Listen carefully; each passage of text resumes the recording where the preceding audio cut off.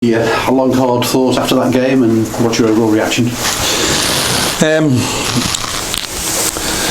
I've got to be careful what I say because language and that, but I can understand why people are pissed off.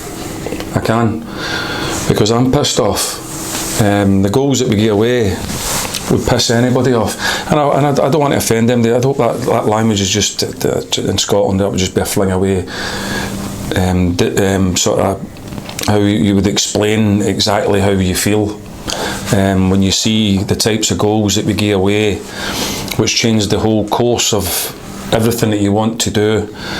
I understand why supporters would be pissed off, because I certainly am, because we do work very, very hard, and before the end of the season, Micky's flinging people on the buses, and I don't do that, Derek. I've never did that. I'm just telling you how I feel.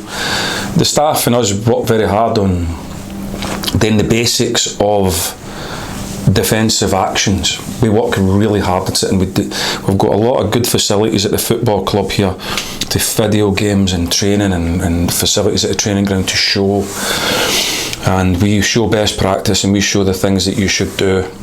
And I'm seeing some stuff there today that for some reason we don't do. I'm not even saying well enough, I'm just saying we don't even do average enough, which would be good enough. With all due respect, I've worked in these levels for a while. To be good enough at these levels, average would be good enough. And then we find ourselves that goal down, and too often I think we'll go with the flow, and we kind of we speak about it all the time with ourselves. So I'm saying ourselves here, so again nobody thinks Micky's doing this, because you know Micky will get the blame now, but that's fine, that's Micky's life of a manager. But Micky wonders why you lose so many battles all over the pitch when the game's about winning first headers, knockdowns, and then going and playing, and then squeezing up and over and across the pitch, which is a basic of League Two football. I don't know why we don't. I don't know why we are not aggressive enough at doing that.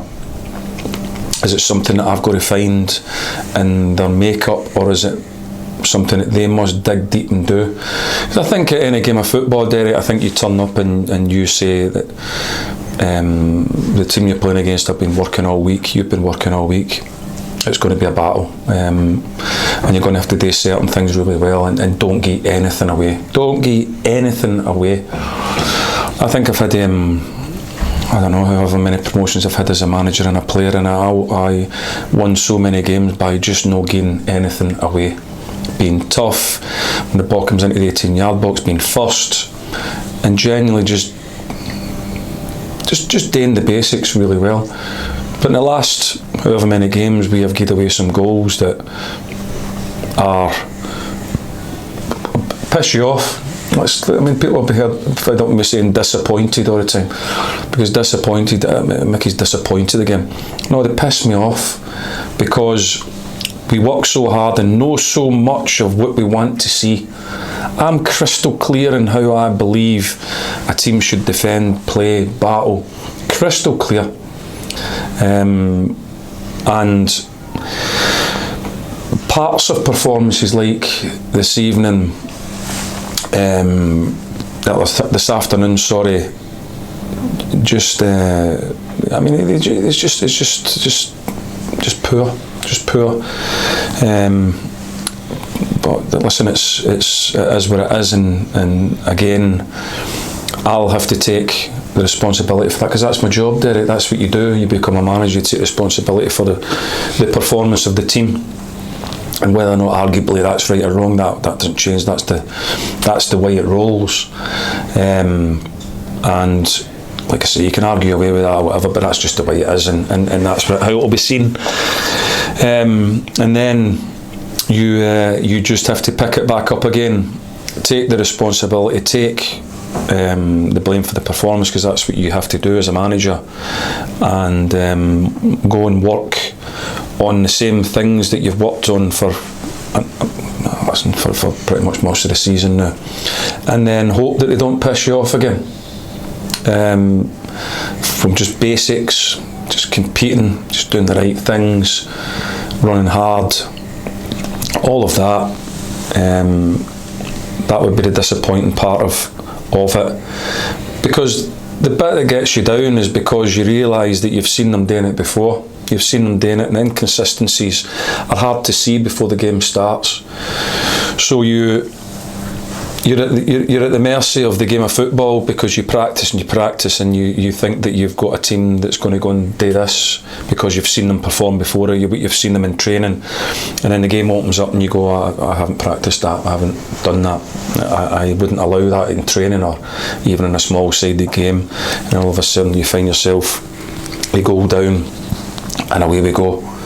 And that was probably everything that I seen today. I don't, this is all due respect to Mansfield, because I thought they came here and did everything that you'd need to do week in, week out, without being thrilling and cutting you open. And I just think that they did the basics really top end of this division. They did the basics really, really well, which you need to do if you're going to be at the right end of the table. And that's how I've seen it. I've never seen anything really more than that, Derek, I've got to be honest. And that's the bit that frustrates you and makes it for sure going to be a long weekend now. You mentioned defensively, you mentioned about not being competitive and winning your battles, and at the other end, of course, I don't think there was any shots on goal today as well. Is that just a result of all those other things you've described? Well, you've got to be, listen, to create chances, you've got to first make space to get on the ball, get it in good areas, go and be positive and have a plan about what you want to do before you receive the ball. And then you've got to be able to go and do that and show the ability and the desire to want to do that. And then you've got to keep going.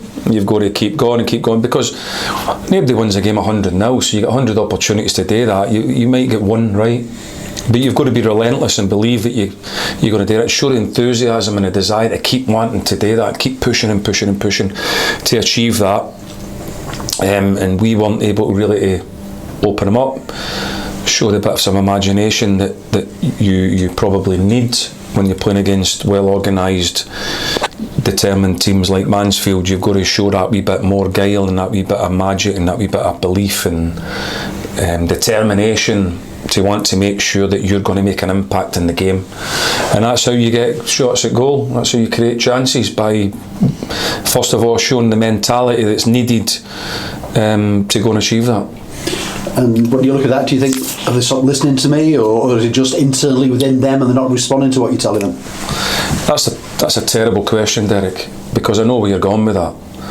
And I've explained to you everything that I believe that I think has happened, and I'm not going to go down that path. At the end of the day, I'm crystal clear in knowing what it takes to be a good footballer and a good team. That team and myself, away from the football thing, got on fantastically well. So there's no relationship problems. There's no marriage problems between me and them.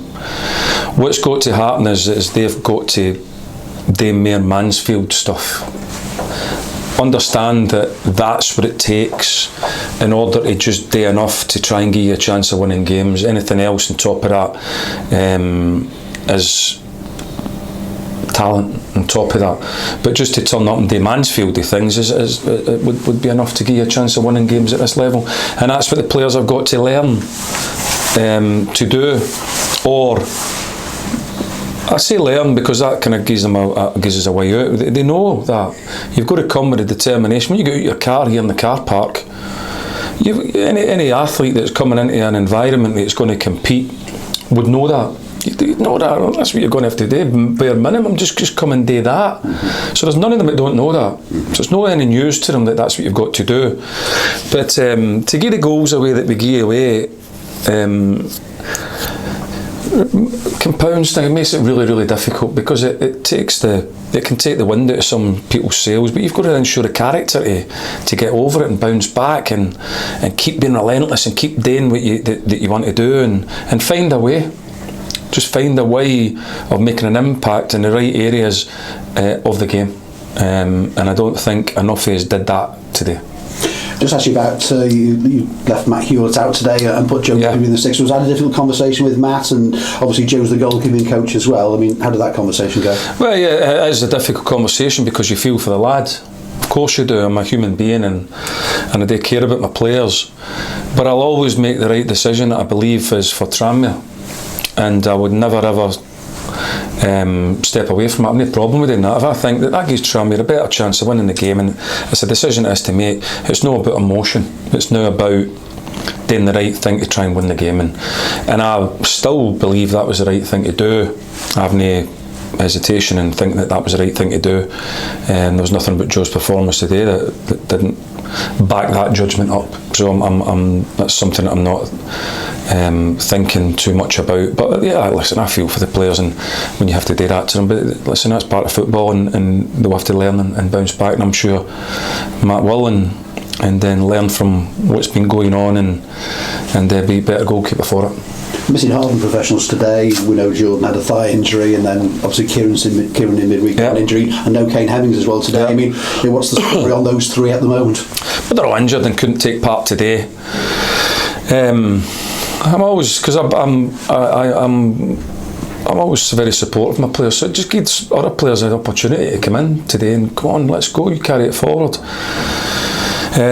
But what I think we probably seen was how big a miss some of them were, and that's not an excuse, but I think if I looked at that, I would have to say that the boys have been a big miss today, because I think they are sort of three men that you would expect that would be able to do League Two type things more often than not, and we missed them today. And the boys that came in, maybe, I mean, some of them are young, you've got to be careful what we say, because like some of them are young players that have came in, but it is an opportunity, and again they will learn from that, but unfortunately it's on my watch. So but listen, I'll keep supporting them and I'll keep backing them, and they know what they need to do, be better at, and we'll just have to keep going. And Kieran's injury and Kane's injury, what are they? Kieran's a wee bit more serious, but it's bone bruising, but you never know how long that's going to be when you get a kick in the foot. And it's played football, when you kick the bottom of somebody's studs, it can just bruise a multitude of areas, and it just takes time. It's just when are you pain free, and when can you run, and when can you go and play. Kane has a calf problem, Jordan has a thigh problem. I think we're thinking that they may be able to train next week, so they'll need to see what happens with that next week. But that seems a long time away. It does seem a long time away. And it is a long time away. So yeah, we'll see how that is when the time's right.